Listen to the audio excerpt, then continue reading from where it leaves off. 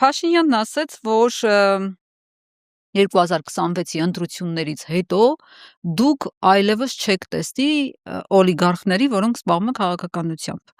Բայց ես հիշում եմ, որ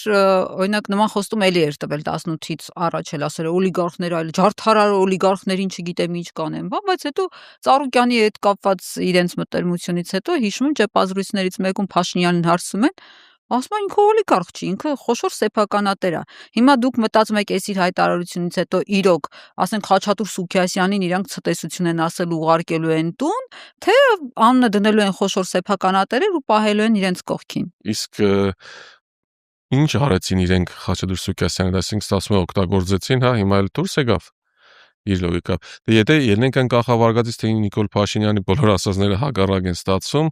վստահ եմ հետո էլ բոլորի մասով ինքը ասելու, որ դե ես չեմ ասել, կամ ինքը կարող ասել, ես չեմ ասել օլիգարխներ օրինակ չեն զբաղվելու քաղաքականությամբ, մեկ կադր ունենք, չէ՞, ինտերնետում կայս վերջերս շրջանառում է, որ ասում է, ես չեմ ասել հորս Սարև, ես ասել եմ հոյ Սարև։ Ես չեմ ասել հորս Սարև, ես ասեմ հո Սարև։ Հիմա վստահ եմ նույն բանն ալնելու։ Ես ամենայն անգերությամբ ոչ թե անձնական վիրավորելով կամ բան, ուղղակի այլևս չի ստացվում, դա տեղ չկա, հնարավորություն չկա որևիցե կերպ լուրջ վերաբերվել։